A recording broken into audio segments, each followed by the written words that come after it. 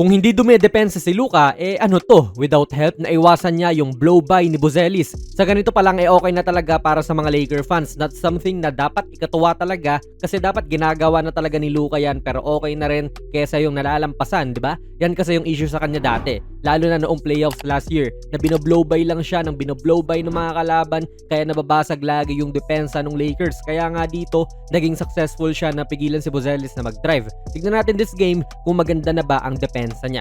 Kasi tignan nyo yung picture na ito, inaalaw daw ni Luka ang 41% ng mga drives ng mga nakakatapat niya, in which pang-apat na pinakamababa yan sa buong NBA. Negative talaga. Hindi na rin naman bago yan, hindi talaga kilala si Luka sa depensa mga idol, kaya tignan nyo rito, para maging paras tayo syempre, kahit sinong defender naman naniniwala ko na hindi mo talaga maiiwasang i-blow by ka nung tinatapatan mo. Natural yan kasi hindi naman tayo perpekto. Even the great Michael Jordan nga ay nasoskoran din nung rookie na Iverson So kahit na anong effort pa nung player pwede pa rin siyang maiwanan katulad dito sa ginagawa ni Giddy. Mabuti sa Lakers at naging bricks to. Ito, hindi naman po ito clip ng blow-by pero magandang detalye ito nung attention to detail niya rin sa depensa. Kasi anong ginagawa niya dyan?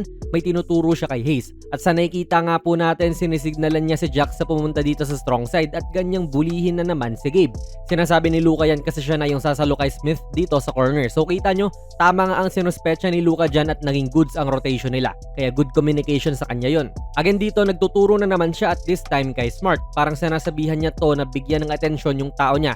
Tapos tignan nyo to, sinalo niya si Ayton kasi si Ayton po yung na-blow-bayan nito ni Kobe White. So sa ganyan pa nga lang ay goods na para sa Lakers gawa nung at least hindi lang siya yung inaalalayan sa depensa. Siya rin ay capable na mang-alalay din, di ba?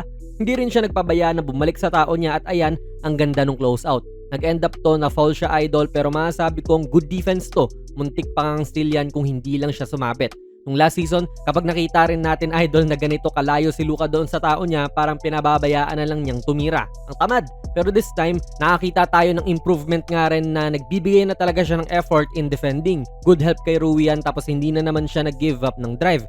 Dito ay walang help po Si Luka at Okoro lang pero nakayanan ni Luka yan. And to be fair idol, ang tao nga niya ay si Okoro na hindi naman din malakas umupensa. So yun ang pwede nating gawing argumento sa susunod na kesyo gawin niya yan kapag sina Edwards or Shea na yung kalaban.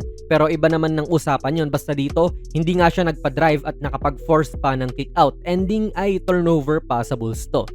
Then, nasa mentality na rin to ni Buzelis mga idol kasi kung kunwari ibang player to na mas may scorer's mentality, malamang aatake talaga to lalo na kung si Luka yung katapat. Susulitin niya na weak defender ang nasa harapan niya pero kanina pa kasi nakakadepensa na maganda si Luka sa kanya at hindi siya napagda-drive. Kaya masasabi mo rin dito na positibo naman yung presensya niya ngayon sa depensa kasi ayaw na siyang atakihin ni Matas dito.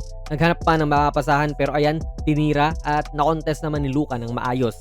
May tulong pa rin naman po si Vanderbilt dito pero masasabi mo pa rin na solid ang ginawang depensa nga ni Luka. Hindi na nga niya pinalampas si Giddy dyan bagkos pinabago pa niya ng foot placement. Ayun iikutan na sana siya mabuti at nakaabang si Vando sa kabila. Kaya isa na namang drive ang naiwasan nila dyan tapos nakahabol pa si Vando sa nagpop na big man. Ayan, para sa akin mga idol, hindi naman talaga kailangan ni Luka maging lockdown defender Feel ko hindi naman na mangyayari yun. Basta ang mahalaga ay hindi siya liability sa depensa. Yung tipong laging nalalampasan or nakikita mo imbes na dumedepensa, nagre-reklamo. Yun yung hindi maganda. This game, kita naman natin. Hindi na siya gaano naboblow ba yan, hindi tulad nung dati in which improvement na nga rin yun sa parte niya. Kita rin natin na nagko-communicate siya sa mga kampi niya na lagi naman ding dapat ginagawa. Kaya para sa inyo, maganda na nga ba ang depensa ni Luka Doncic lalo dito kontra sa Bulls? Ilagay nyo lang po mga idol ang inyong mga komento sa ating comment section. Kung nagustuhan nyo po ang ating video ay pakipindot na lang idol ng like button, mag-subscribe ka na rin sa ating channel. And ako nga pala si Jonas PB and as always, hanggang sa muli.